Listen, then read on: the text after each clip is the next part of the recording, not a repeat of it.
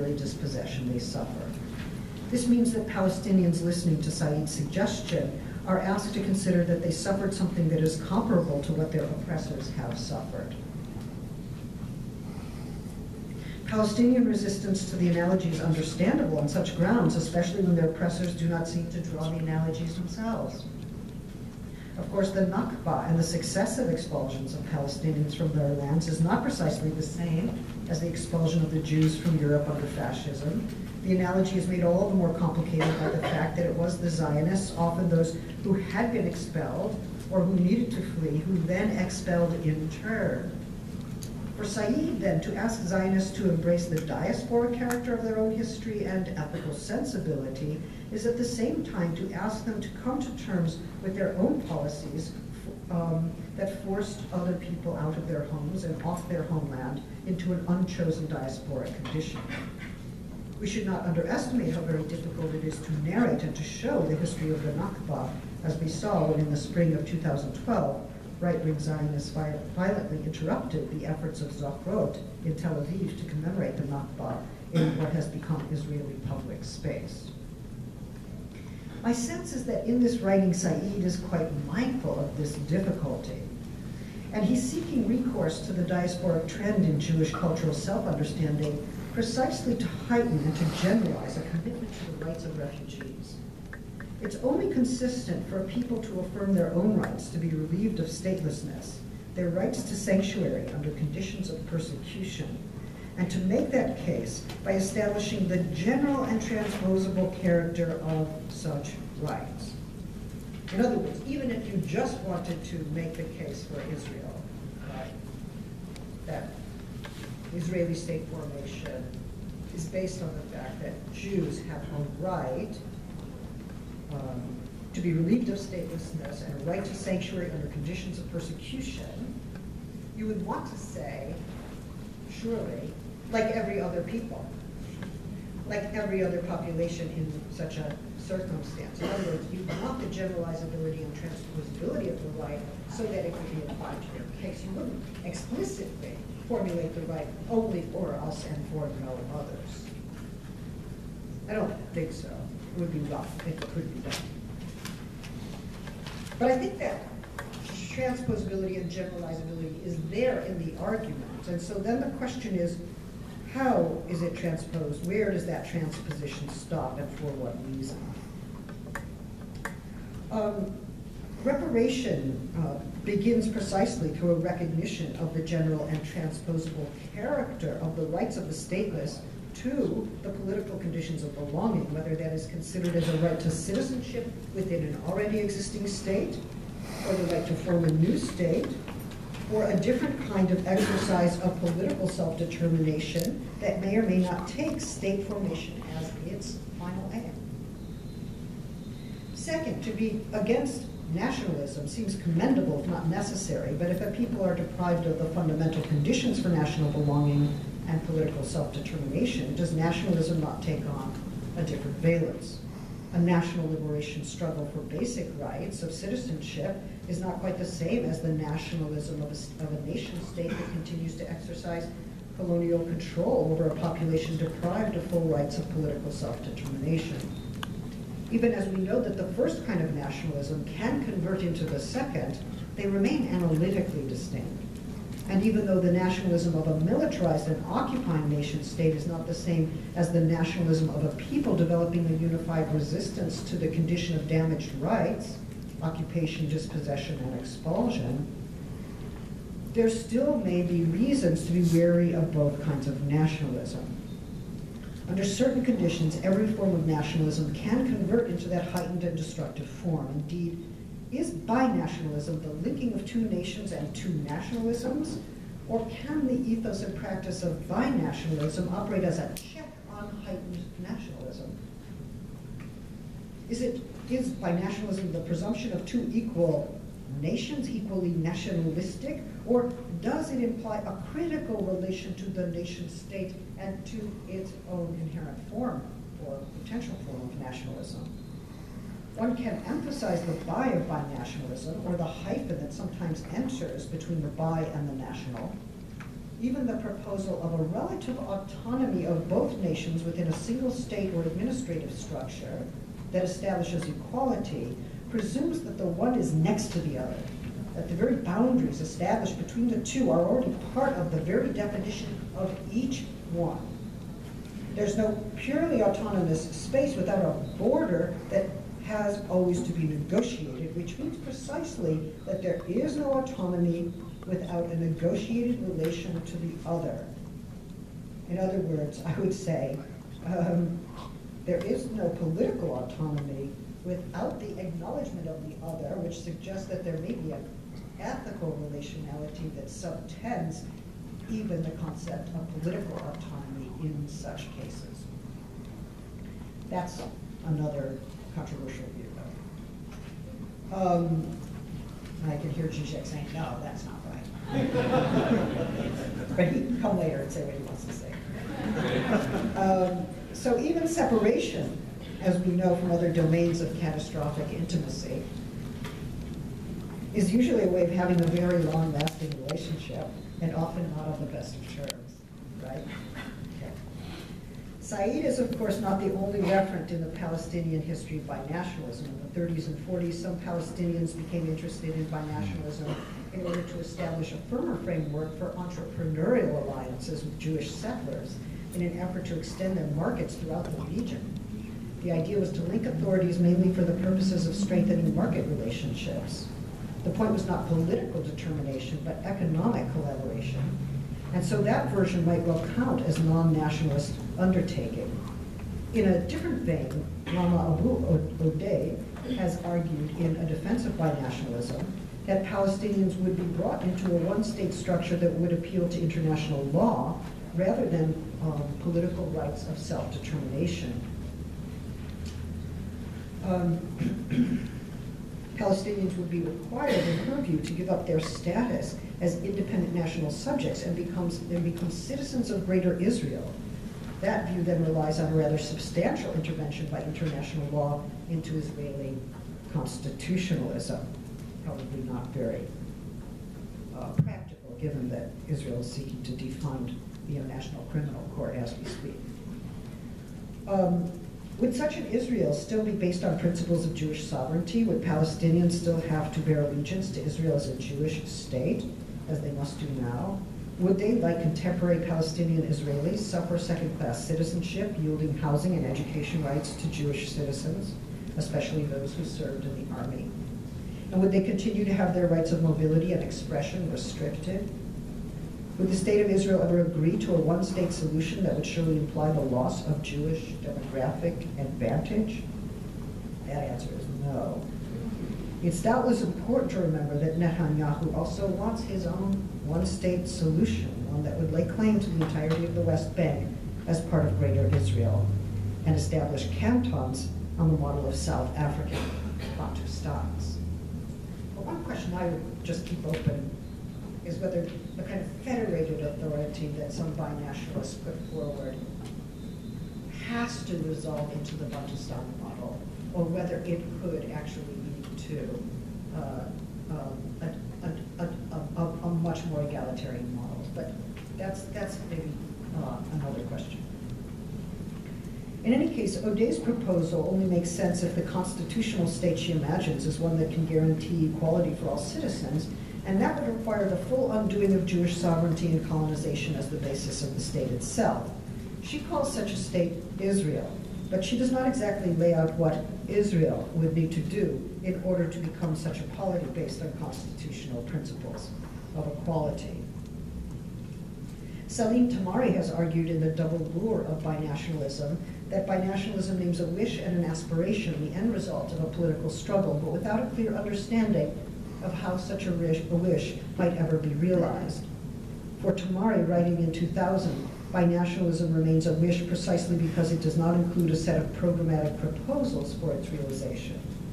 Although that diagnosis remains largely true 15 years later, it is also the case that one state solution has become precisely what Israel proffers, in a sense that most radically undermines the political claims of decolonization and equality implied by the Palestinian sense of the phrase.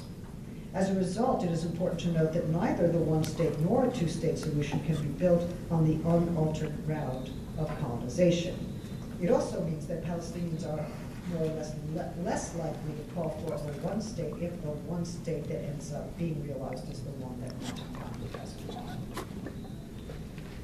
In colonial rule, including its securitarian and military powers, its practices of indefinite detention, expulsion, its war practices, including its bombardments and destructions and civilian deaths, if that becomes the basis of either state, then colonial relations are ratified by state formation itself, and the state or states become alibis for the continuation of colonial rule. In other words, you cannot build a state on top of an occupation. So before any substantial debate on the one-state or two-state solution can really proceed, it's crucial that decolonization, understood not only as a precondition, but as a goal supported by a workable program, would have to be underway. Who would undertake decolonization? Could it be undertaken together through different means inside and outside of existing borders? And how would that work? Although I'm unfortunately not in a position to lay out such a program, nor would it ever be my task, I do think that the above framework starts to illuminate why forms of cohabitation based on equality are very different from forms of coexistence that disavow and hence ratify forms of colonial rule. In his earlier political writings, Said made it clear that it would not be possible for Israeli Jews and Palestinians to enter into what he called cooperative arrangements under conditions in which colonization continues to be the ongoing and unaddressed condition of that form of cooperation. This point is an important one, since it brings us to the broader question of the conditions of a livable cohabitation, a non-wretched form of binationalism. In the Palestinian experience, Said referred to a condition that could not be born easily, namely to believe in a democratic, and I'm quoting, progressive, multi-confessional, multi-denominational Palestine, and yet to be forced to live cooperatively under Israeli dominion. And here cooperatively is in quotes. Here Said refers to the numerous cooperative associations that were set up after 48 to establish cultural goodwill with Palestinians who had remained within the borders of 48. Shortly thereafter, in the early 50s, came the Israeli land redistribution laws, the time in which Palestinians with no rights to vote had their mobility restricted and their access to employment. As well, they were separated from family and kinship members who'd been pressured or forced to leave. In this context, Said posed the question, what does it mean to enter into cooperative ventures that depend upon and ratify continuing dispossession, political disenfranchisement, and colonization? If cooperation presumes continuing colonization or retrenches forms of structural inequality, then the subjugated who cooperate ratify the status quo of their own subjugation. The framework of colonial rule is left intact. Of course, the apparent alternative to cooperation might seem to be resistance to the status quo of subjugation, dispossession, and occupation. Solidarity within resistance struggle is different from those forms of cooperation that presume and reproduce the terms of subjugation. My tendency is to distinguish then between coexistence and cohabitation along these lines. The former accepts the colonial structures that condition living in proximity, but seeks to establish modes of understanding between the parties. The latter names those joint struggles for decolonization and asserts the collaborative work that happens in a resistance struggle as the organic foundation of a potential binationalism. So how do we understand Said's formulation of coexistence within this framework? Well, it seems clear that whatever is meant by both coexistence and binationalism in Said's writings from the late 1990s through the early 2000s is something other than this form of cooperation that he places within quotation marks. I tend to put coexistence in quotation marks, but that's not important.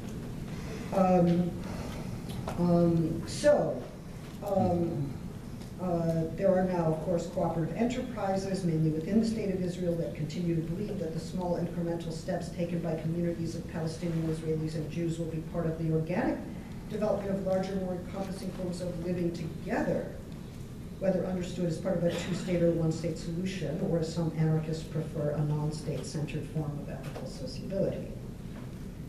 But even within contemporary Israel, I believe we can only find a very few schools that are committed to bilingual education. If anything, the pressure has been increased on Palestinian Israelis to work and live in Hebrew, to learn English, and to allow Arabic to become a private and certainly never a national language. This is, I would suggest, in line with the broader cultural meaning of the loyalty oath that Palestinian Israelis are now obligated to perform, one in which they pledge their loyalty to a state conceived as Jewish and democratic, one that contorts, if not eviscerates, their very existence as political actors and citizens. The idea of small communities developing by nationalism in an organic way was always considered by Martin Buber and others as a way to establish a cultural understanding that was a precondition for a political form of cohabitation, in Buber's case, a federated authority. He was one of those Zionists in the 1920s through the 1950s who argued for agrarian cooperatives that would engage Jews and Palestinians in working the land and developing forms of coexistence. These continued the tradition of market-driven binationalism, to be sure. And yet for Buber, working within practices organized by a colonial imaginary, it was the European Jew who was more fully developed than the Palestinian. So the point of the alliance was in part to accelerate the Palestinian entry into modernity. Indeed, the Settler Project was for Buber a civilizing project, one that assumed a developmental cultural difference between Zionists, conceived as Ashkenazi, not Sephardi, not Mizrahi, and Palestinians conceived as backward. Moreover, the idea of labor that was at the center of such imagined ventures was one that belonged to a colonial understanding of property. The settler, and let's remember that settlement has been the model of land appropriation since 1948 and before. So when we talk about rolling back the settlements, it's kind of sometimes they're a little confusing, rolling back to 1948 or just, okay. But, all right, a lot of people don't find that.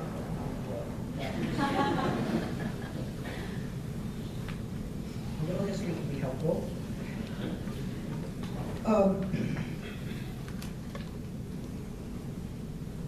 The settler mixes his labor with the earth and derives rights of property according to a Lockean logic. Buber relies on this kind of argumentation, and in 1929, he writes an essay entitled National Home and Policy in Palestine, in which he delineates one major reason why, in his view, the Jewish nation has a right to return to its country, a form of land acquisition that he insists will always be a perpetual good for all humankind. In addition, he writes that prior to Zionist settlement, the country was a wasteland, kind of trope that he takes up from Herzl, and now it is settled country achieved through years of labor, the right deriving from creation and fertilization, uses the German Recht der Produktivität, is in fact the right of settlers. Hardly a stone's throw from Herzl at this moment, Buber confirms the right of the settler colonizer, whose work on the land produces an overriding right to the land. Indeed, in this context, he uses the term colonizer. Well, I'm going to give it to you in the German. It's kolonisatorisches Recht, which is really more like it's not just a colonizing right, but it's the right to produce colonies. It doesn't matter that prior contracts or rights of ownership are nullified in the process, or that prior forms of working the land by Palestinians, attentive to the needs of olive groves and lemon trees, have been undermined or overridden. So we can begin to see an alarming paradox at the heart of some of the traditional models of cooperation, suggesting that deriving contemporary and future political ideals from this history will not be easy. In my view, this doesn't mean that all efforts at cohabitation are doomed. It means only that we're perhaps under some obligation to understand the reason why those forms of cooperation could only exist in scare quotes. How do we get cooperation out of scare quotes? Indeed, it's something of a risk to couple Said with Buber, since those two families briefly crossed. Buber lived at 10 Brenner Street in Jerusalem, owned by Boutros Said, Edward Said's father's cousin, And the Said family reclaimed that dwelling when they returned from Egypt in 1942 after a legal dispute. Gruber moved to Halbia in 1942. Although I don't know the details of the dispute, it seems that Gruber's claim to stay on the property were not legally recognized, something that would have been hard to imagine